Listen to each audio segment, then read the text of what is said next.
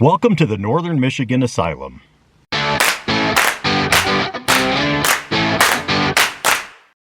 In the late 1870s, Michigan had two asylums, one in Kalamazoo and the other in Pontiac. A lumber baron, Perry Hanna, used his political influence with Dr. James Decker Munson to secure a third asylum location in Traverse City. About 30 years before the Northern Michigan Asylum opened, in 1885, Traverse City was a lumber town, harvesting mostly white pine. In 1851, Perry Hanna bought a small sawmill in the area, and the city began to grow. Perry Hanna knew logging wasn't sustainable, and he saw the building of the hospital as a way to keep Traverse City alive.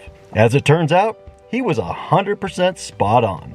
By the turn of the century, the logging industry dried up, and the asylum became the city's largest employer.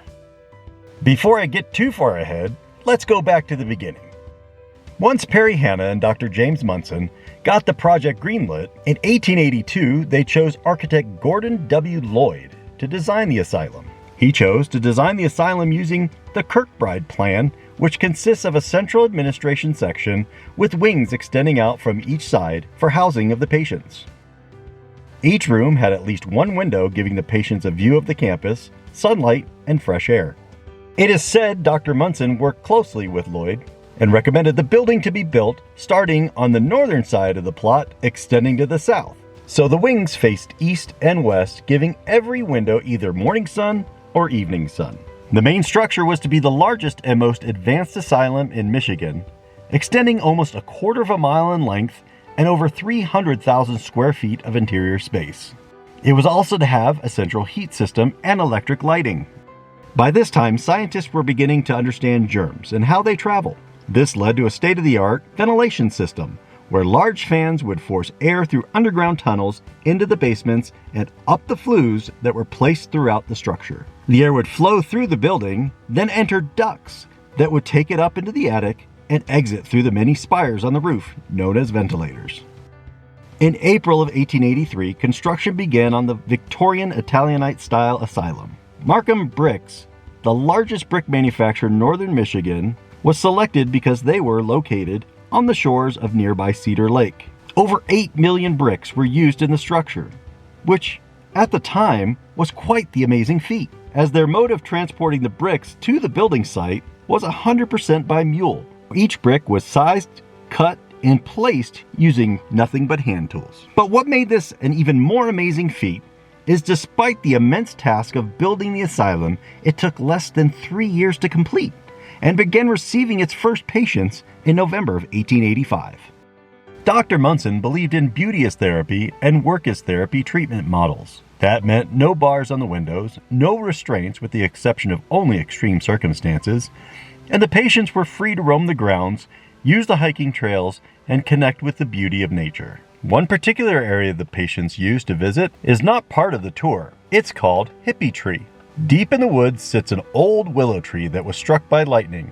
Its branches sprawled about, was a place many patients visited and meditated at. We had a little time before the tour of the asylum started, so we set out to locate Hippie Tree.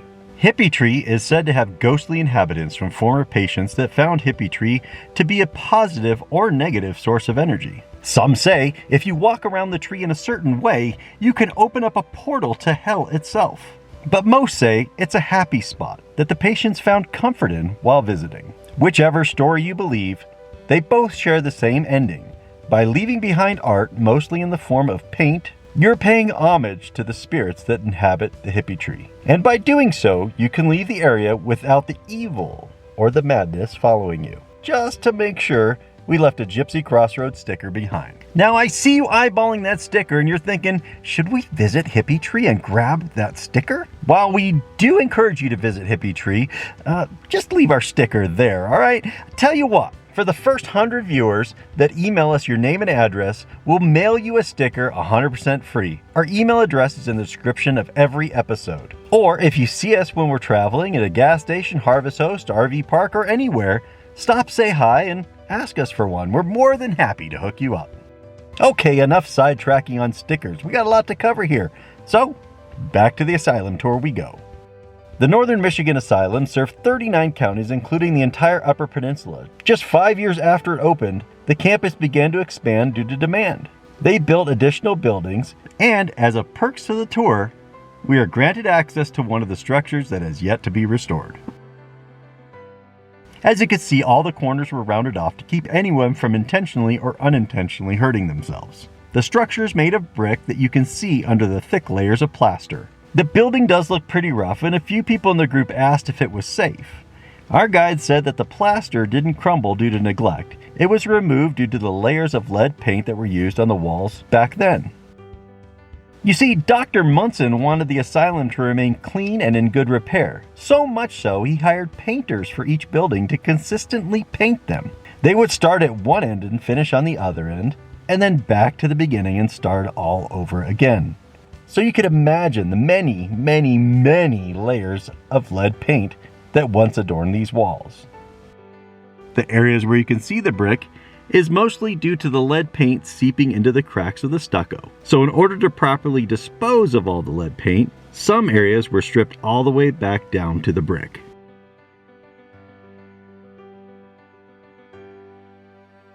We were brought up into the attic, where you can see why attics can be a little creepy. The angles of the roof sloping down to the floor in those dark, dark corners.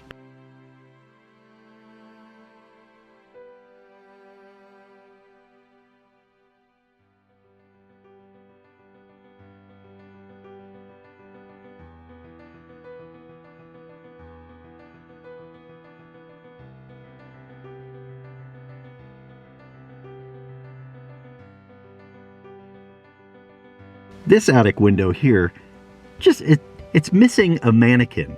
If they put a mannequin up there, it would have like a ghostly figure looking down. It is definitely interesting to see how this massive structure is being held up.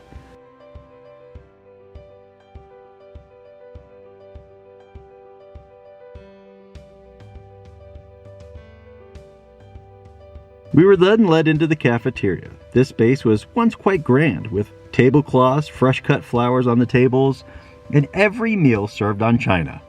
Hopefully one day this space will be restored. It would make a great location for hosting parties, weddings, and even company retreats.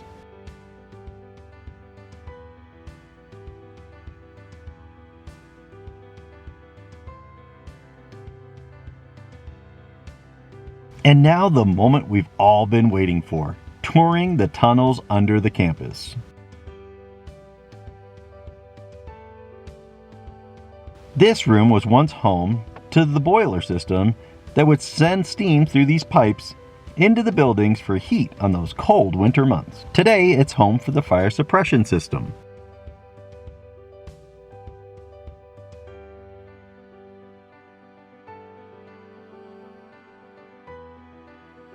A short walk through this access tunnel and we're in the main tunnel system. It's these tunnels that house large fans to push cool air into the asylum. They also used it to move supplies from one place to another. Some websites state these tunnels were used to transport the most extreme patients, and even the corpses of some that may have died in the property. But our tour guide said there's no evidence in the archives to support those rumors. These tunnels span the entire length of the main structure. In the late 1800s, the only way to accomplish this massive creation of these tunnels was to dig them out by hand. As we climb up the stairs, we re-enter the lower level of the main structure. The Northern Michigan Asylum closed its doors in 1989 after treating not just the mentally ill. It treated people with tuberculosis, typhoid fever, influenza, polio. But the strangest treatment that we came across was that when women were going through menopause. When a man's wife began menopause, it wasn't unheard that they would check them in at the asylum and leave them there. They could then get a judge to grant them a divorce, and then they'd go find themselves a new, younger wife. How this ever was okay is well beyond our comprehension. This hall has been fully restored down to the carpet on the floor, as well as the furnishings. As you can see, the asylum looked more like a dormitory or a hotel than a hospital. This was done by design to treat patients with dignity. Once the campus was closed, the asylum was threatened with demolition. The city and local residents fought to save the structures from the wrecking ball. Since then, the facility has been undergoing major restorations and repurposing into an impressive mixed-use area of housing, restaurants, retail, and office space. It is now known as the Village at Grand Traverse Commons.